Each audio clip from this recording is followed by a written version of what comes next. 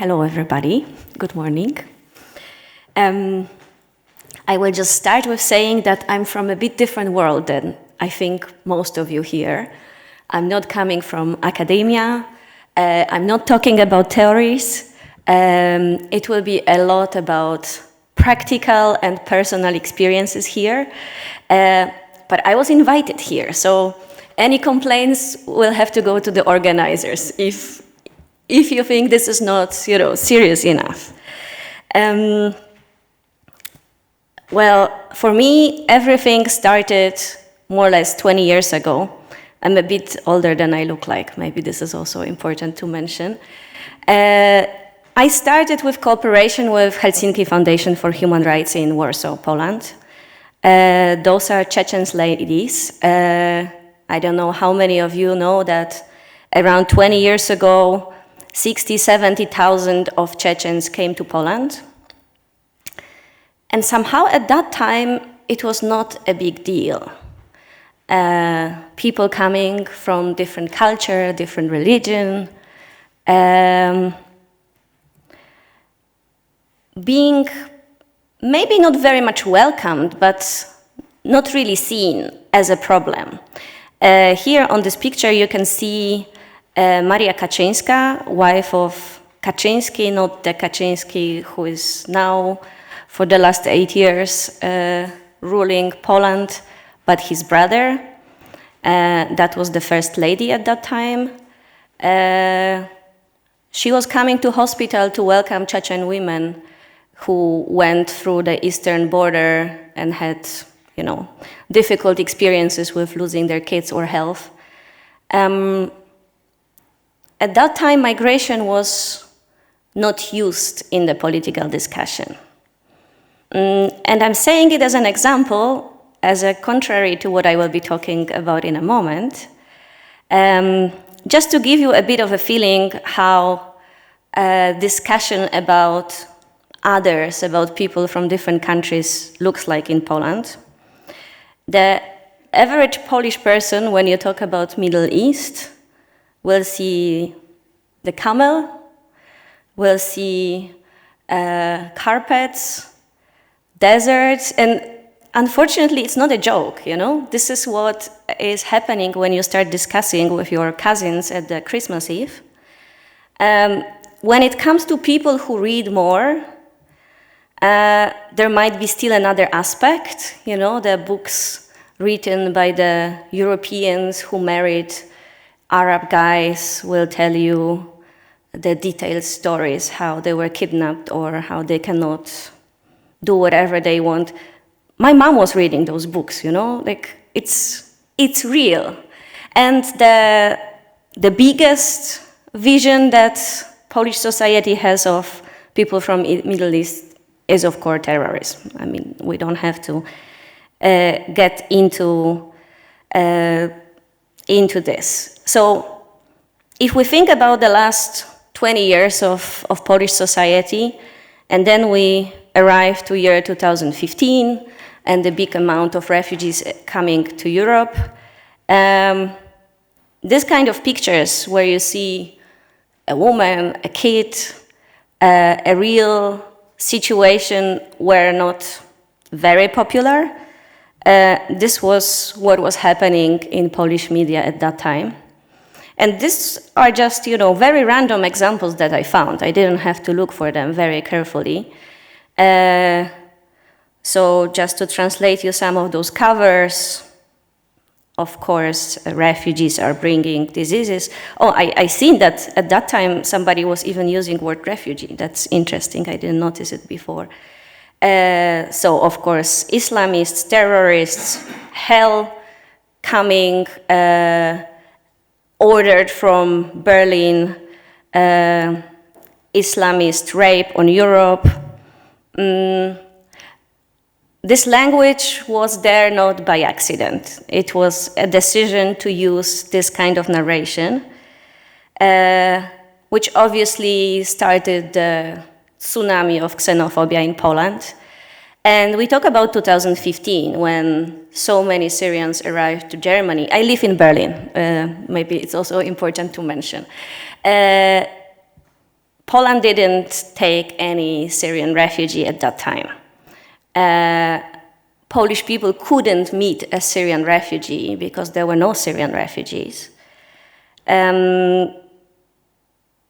But it's easier to rule the country when you have an enemy, right? And it's also easier to talk about this enemy when people cannot meet this enemy. So it was very successful. The perception of people from Middle East, but any kind of refugees, turned in a crazy way between 2015 and 18. It had real influence on life. In Poland, there were these little organized groups by Polish men going to discotheques in Poland to protect women from Islamists. This was happening in real life after covers like this and after all the public debate like this.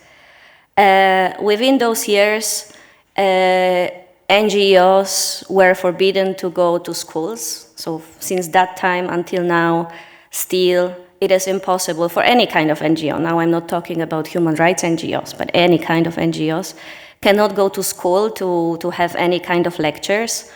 Then when it comes to the state budget, which is, normally supporting, newspapers, projects, initiatives, all of this was cancelled when it comes to human rights world.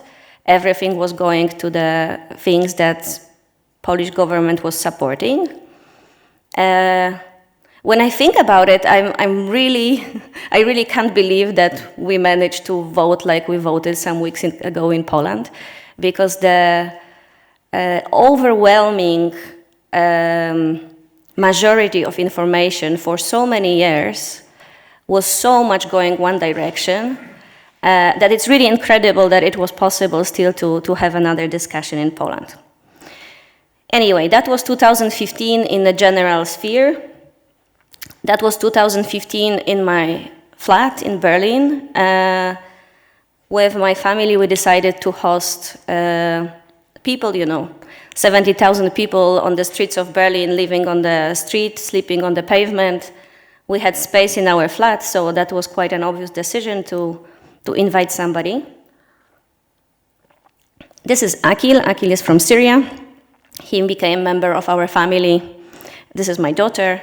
And because in Poland, nobody could meet Syrians, suddenly this Polish person living in Berlin, hosting Syrians at home, became a bit of a symbolic figure. For those Poles who wanted to support Syrians, they were contacting me, we were trying to organize some things in Berlin, and for all of those readers of the previous covers, I became the enemy of the nation. Because how can this be that I'm not afraid of having a Syrian with my daughter in the kitchen? I felt that more is needed, so not only those 3 guys who were living with us needed support, there were a lot of people in Berlin needing support, and I had a blog which was popular at that time, so it was easy for me to motivate people. I asked Polish people to gather sleeping bags, first sleeping bags, then clothes, then different things. Hundreds of cars were coming from Poland with support for refugees. I wanted to start also a bit of a debate, so I asked Polish people not only to pack sleeping bag and send to Berlin, but also to write a letter and put into this sleeping bag. I felt that if you talk with your family or your friends what you want to write in such a paper, it might have a bit of, deeper meaning. So we gathered thousands of the sleeping bags. It was a really beautiful campaign that ended up with a crazy hate towards me. I was getting weekly death threats. I became even more popular with all of this. Before I traveled a lot, so in Poland I was invited to different programs to talk about places. Well, that was the end of invitations. I couldn't enter any public library or against school or not talking about Polish state TV, obviously. But I had a lot of doubts in myself about all these actions in Berlin in 2015. I was thinking, my German is not good enough, that's why I'm speaking English here. I was thinking I'm not able to really help people, to help them with legal cases, to find job for them, to practice German with them. So I was doing this kind of gatherings of things or picnics or meetings. But there was a moment when I was thinking, maybe I'm doing it just for myself, to feel less helpless. Does it really make sense? Does it really make any difference? And I was also watching this narration in Polish press, yes, about, oh, we are also migrants, so many people come to UK, of course, first men go, and so on and so on. But I had the feeling that it completely doesn't translate to the narration about people of different culture and religion in Poland. I don't know how many of you know that in 1942 there was 160,000 Polish refugees arriving to Iran. During the war, they were first in Siberia, and then through whole Asia, they were going by trains, and then on the sea, on the boats, arriving to the Iranian coast.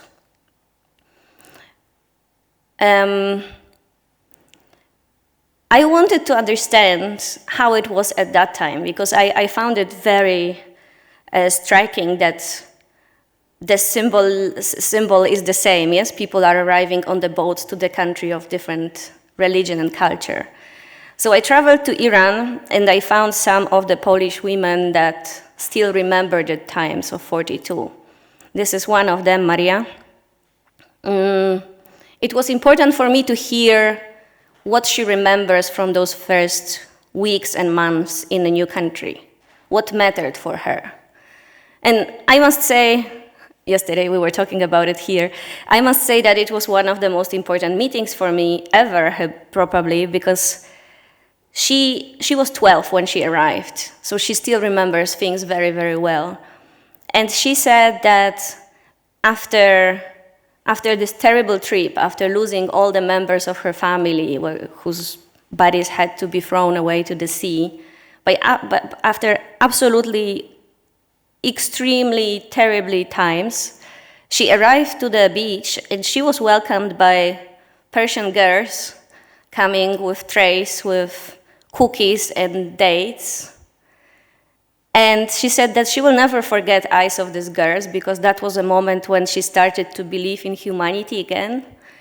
And she felt motivated, not to give up and to start this life. She felt welcomed, even if it was so symbolic, yes?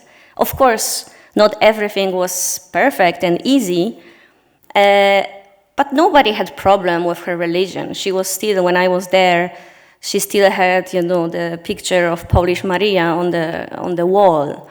It was a big, important lesson for me, and I was thinking that these symbols of human, normal contact are so important. Well, afterwards, I came back to Berlin. Our Syrian friend was still living with us. War in Syria was very, very important for me, very close to my heart. I felt like it's happening in my kitchen because everybody was on the calls all the time. I organized a civil march for Aleppo. It was 9 months old demonstration. We were going from Berlin to Syria. Around 4,000 people joined this.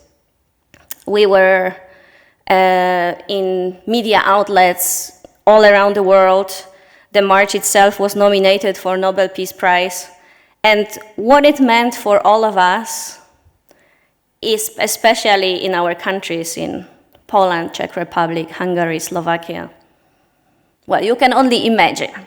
That was the real moment of being enemy of the nation. Like, how do you want to support the Syrians? How do you want to bring all these terrorists to our country? It was easy to check. My husband is German, so in all Polish state media, I was not the real Pole, because how can I be a real Pole if I married German? During this march, we crossed 9 countries, and we were walking all the time. We were meeting thousands of people on the street. People were joining us. Some were joining for 1 day, some were joining for 1 week. We were crossing borders. We were meeting different fences, the Slovenian-Croatian border, for example. There were a lot of people of color during the march walking with us. There were also refugees walking with us within the country, so those who couldn't cross the borders. But there were also people who already have documents. And we were facing so many troubles because of how people with us looked like. And we were discussing a lot. It was 4,000 people from very, very different countries of the world. And we were discussing this definition of, human rights, how it is that Europe is so proud about human rights values. And then we came to conclusions that it's about European humans only. So when you talk about human rights, you have to think which humans' rights are we talking about? Yes.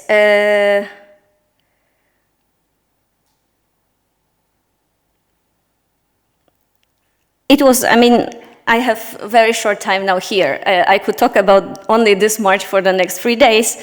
I'm here all day, so we can go on talking. But I had a lot of learnings in the context of activism, in the context of group dynamics, but also in the context of media and how media in all the countries were covering what we were doing.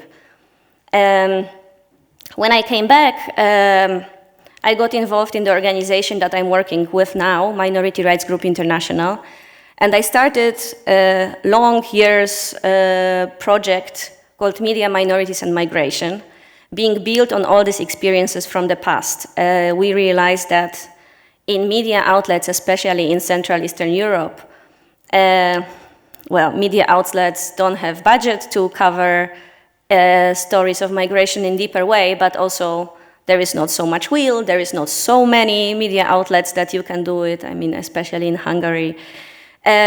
We decided to support it, so more than 300 journalists went through those courses. We were giving stipends to journalists to go cover stories, but I was also, for a few years, spending a lot of time on the different European borders with these journalists. We were digging deeply into the business of management of borders, which equipment costs, how much money goes on the drones, on the heartbeat detectors, on the sound armats, or however are they called. We've seen details of division. At that time, for example, on the Polish-Belarusian border, there is this train which Chechens and all the other people from the east were taking. In the train, there were 4 wagons, and there were 3 wagons for everybody, and the 4th wagon for the refugees. On the Croatian-Bosnian border, we were meeting with all the people who would have shaved crosses on their heads by the border guards. In Melilla, on the Moroccan-Spanish border, again, a lot of stories from each of these borders, but I think the big outcomes and lessons of all of this, on one hand, there were media pieces. I really wanted to change those covers that you've seen before into other covers, and you can do it by supporting journalists. We were also organizing roundtables for the editors-in-chief and publishers, because at the end, doesn't matter how many journalists you train or support. At the end, it's decision makers in media outlets who decide if the story will be published or not. So the work with editors and publishers in Europe was big and, in my opinion, very crucial part of it. But the outcome of this was also knowledge about all of these places, about these finances, about the level of trust, who the refugees on the move trust the most. It's not big international organizations, it's not local activists, it's smugglers. It's the biggest trust goes into information spread by smugglers.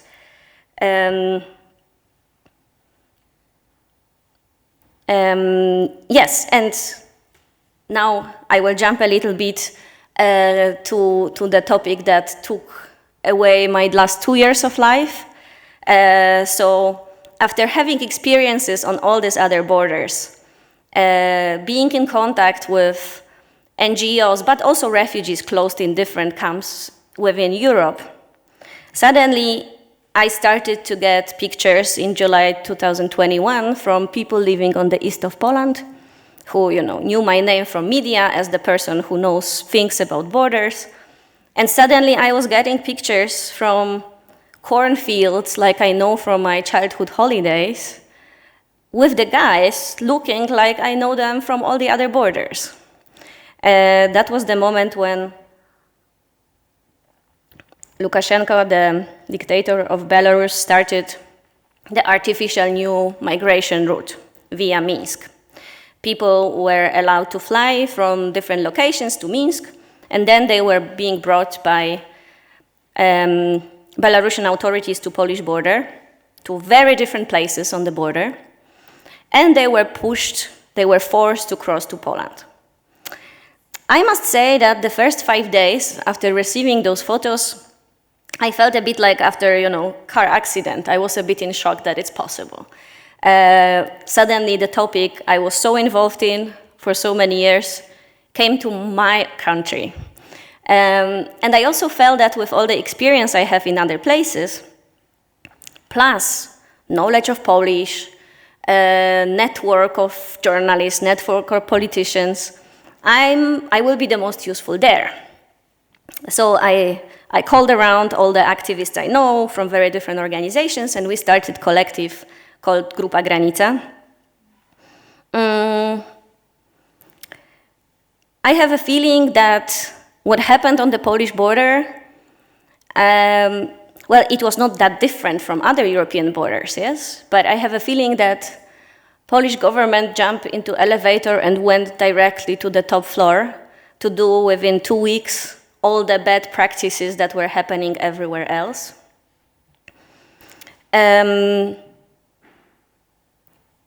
It was a bit crazy. So hundreds of activists tried to do their best. There were thousands of people crossing within the whole border, sometimes groups with 9 kids. I mean, how do you even go through forest with 9 kids? I have 2, and sometimes it's difficult to walk with them through the city.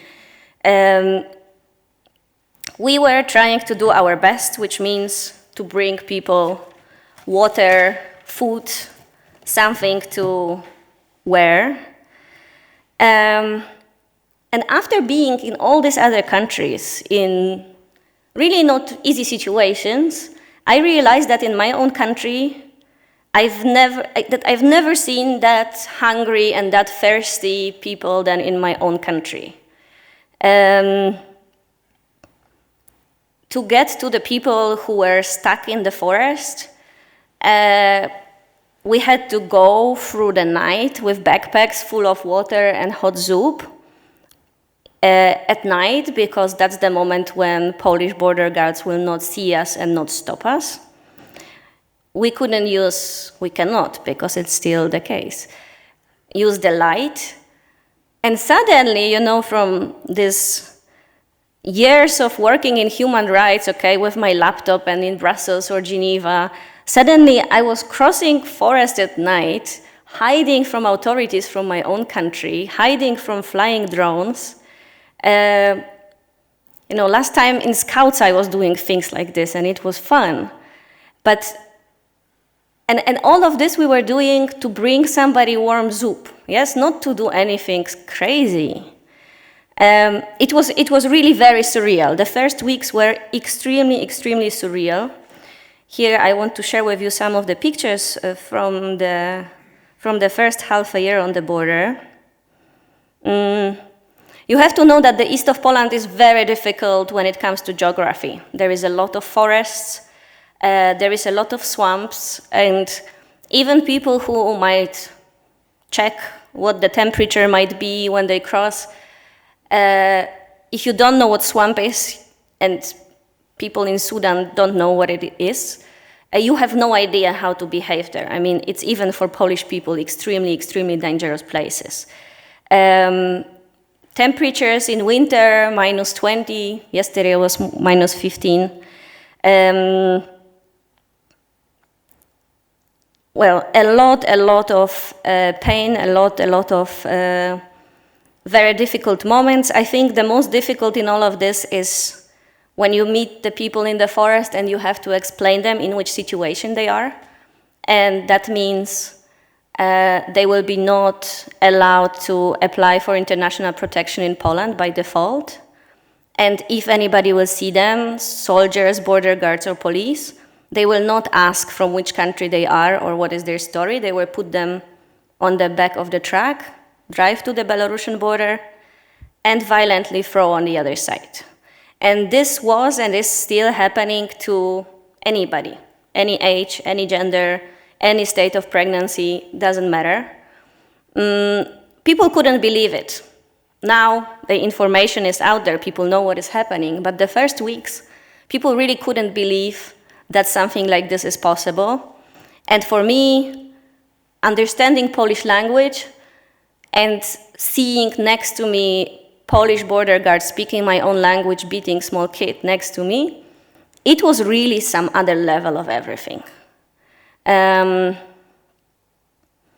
And all of this was very difficult, of course, for the refugees, but what started to happen with Polish society along the Polish-Belarusian border, this is another topic. Most of the people living on the east of Poland, they are related to border guards. So in every family there is some brothers, uncles, fathers in the border guards, which means the trust to border guards was very, very high in 2021. And what they were doing to people, of course, they were not talking about it publicly. We as activists, we knew that because we've seen that, but we also had all the testimonies of people. And suddenly this narration was completely different. So people didn't know what to believe. And, well, it's easier to believe in less dramatic scenarios. So the first weeks, everybody was treating us as some crazy people, you know? We would say what we've seen, what we experienced. We could show the videos, we would do live streams, and people would still say, this is not true. This is fake news. Exactly at that time, Polish government announced a public conference about what is happening on the border. That was a conference shown in the state TV, you know, in the normal hours.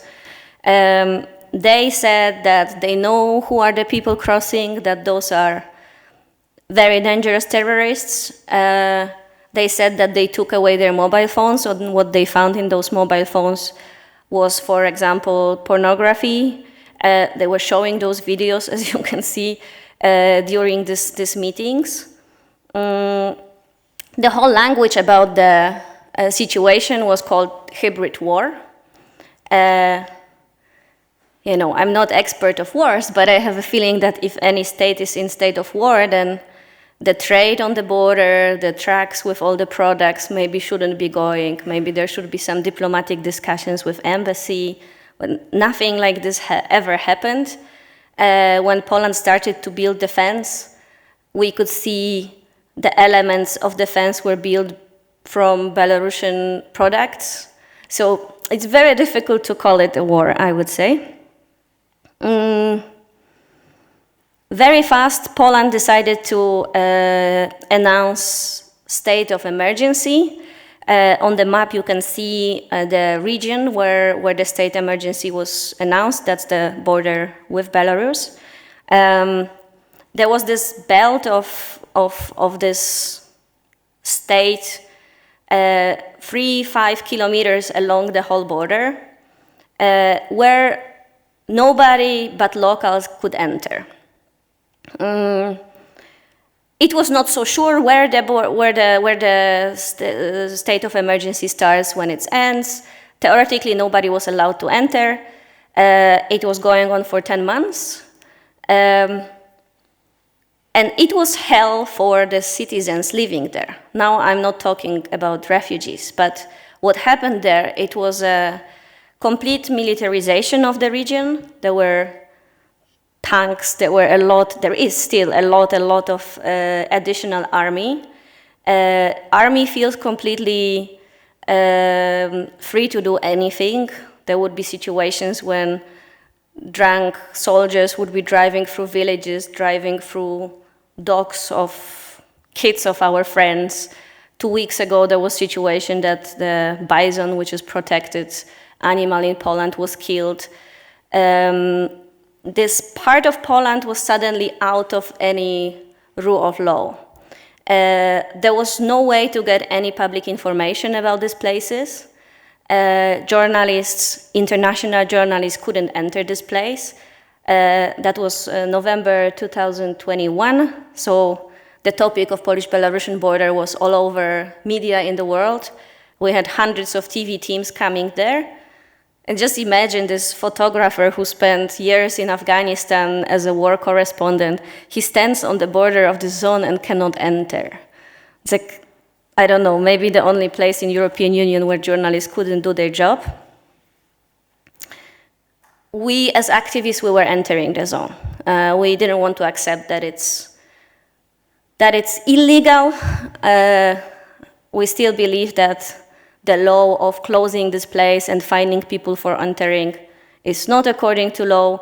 We were, risking. Some of the people got fines. I was caught there many times. I refused to take fine. Because people who were closed in the zone, they didn't know that such a zone existed. They had no idea that nobody can enter. A few numbers. The collective Grupa Granica, we were contacted by around 20,000 people.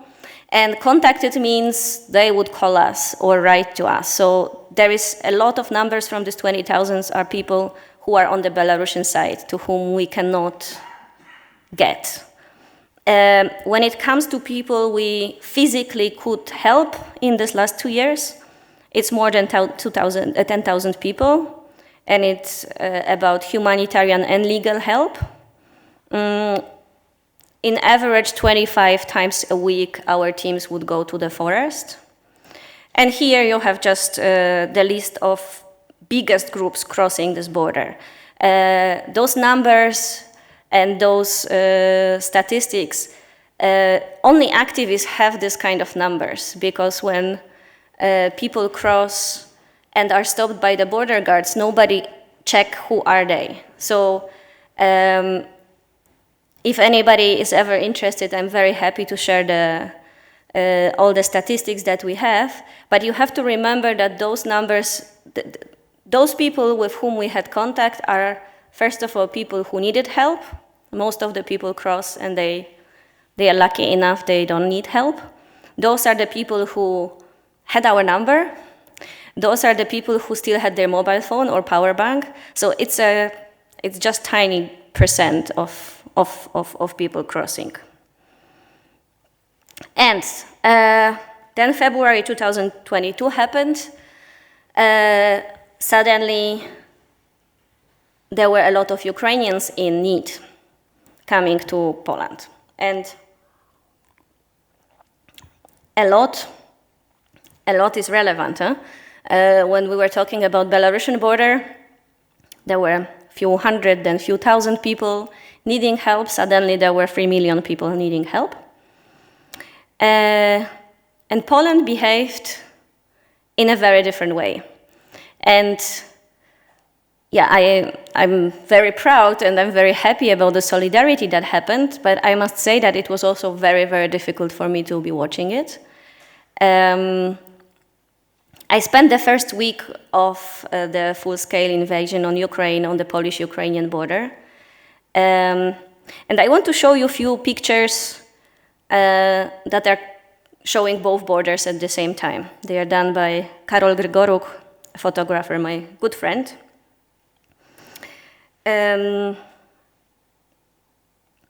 So here you can see, on one hand, fences. First it was this barbed wire, now there is a proper fence that costed billions of euros.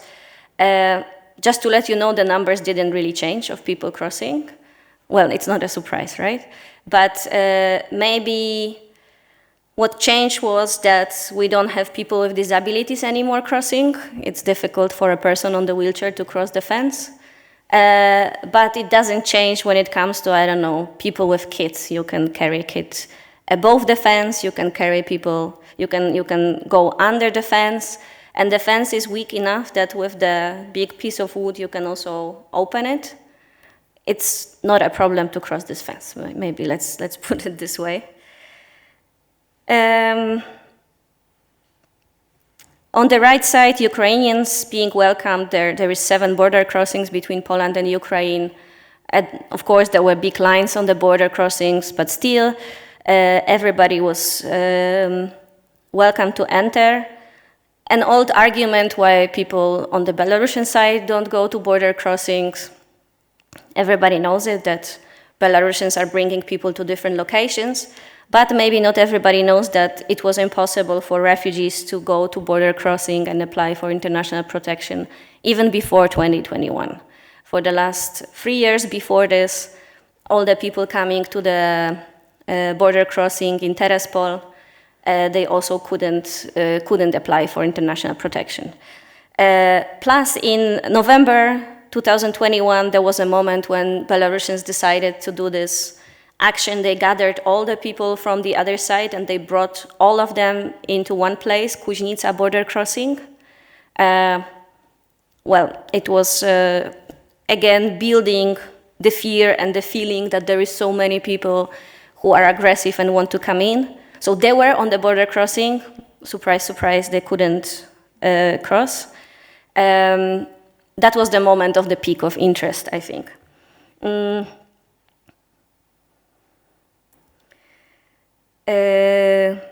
Yes, on the left side, left, Belarusian border family from Iraq being pushed back immediately. On the right side, Polish border guards helping to carry luggage and babies. And you know, with these pushbacks, for me it's very interesting always to think about it. Polish government is saying that it's all about security. Yes, the security of Poland, the security of Europe is so important. But watching pushbacks in practice, pushback is a contrary to security. When you don't check who is coming and this person will try to cross 10 kilometers farther or 20 kilometers farther, and in some point will enter anyway, because all of them entered in some point, and then they go to Poland, through Poland to Germany and anywhere to Europe. That's actually something opposite than security when we don't know who is entering.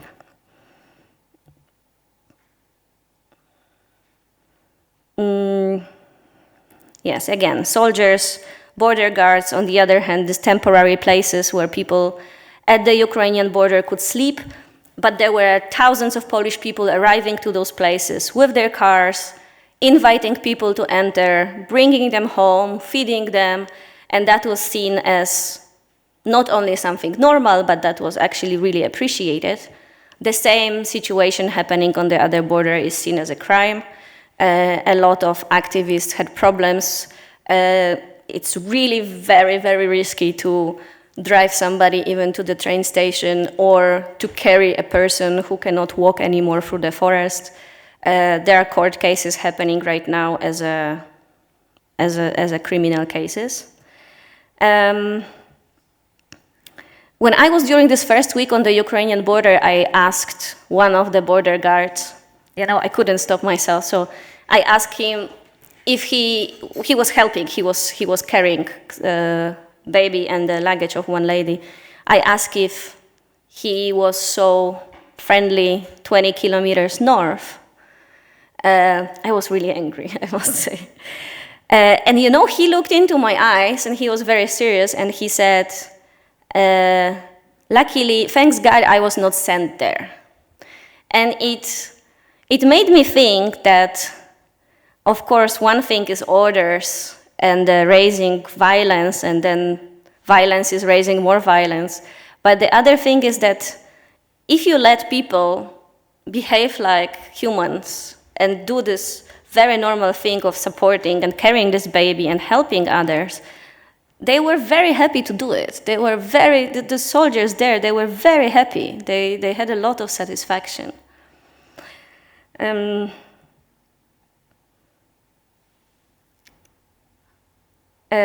What the state of emergency, but also all this narration around Belarusian border did was that normal Polish people couldn't meet refugees from the forest. It's very difficult to meet them. Yes, we as activists, we could meet them because they had our number, and then we would find them sometimes going for 3 hours in the swamps. But an average Polish person couldn't meet such a person. In contrary with Ukraine, when people were welcome to come to the borders, but also come to the train stations to, look into eyes of somebody, invite him home and spend time with him. The state of emergency was not only stopping us from helping, was not only stopping media from covering the story, but it was also stopping from building this normal human contact. And I think first of all, it was not done by accident, and secondly, I think it has really very, very strong impact. Because it's a different feeling when you think about somebody hiding and behaving like animal in the forest because he's forced to do that, and something else when a Ukrainian refugee arrives and very fast gets permission to work, his kids can go to school, and he can travel through Europe wherever he or she wants. And then still about the violence. Violence is raising more violence, but it's also normalizing this violence, not only towards people in the forest, but also between each other. We talk about brutal behavior of Belarusian border guards. There are dogs biting people, there is weapon, there is rape. Well, on the Polish side, almost the same level of violence is happening. So if we talk about the other side that it's so bad, and we do the same, we kind of cooperate with this other authoritarian regime. Yes, we are playing the same game. Until now, we have 55 confirmed deaths on the Polish-Belarusian border, on the Polish side of Polish-Belarusian border. There is more than 300 people missing. We have those names from the families of people, families who are back home or already in Europe. As I told you, the conditions there are really extreme. So sometimes when I was going to a group of people at night, we would meet other people by accident who couldn't move anymore, for example. And how lucky you are to meet somebody in this huge forest in this way, and how many people were not lucky enough to meet somebody. Unfortunately, it's sure that it's more than 55 people who died there. It's impossible that it's differently.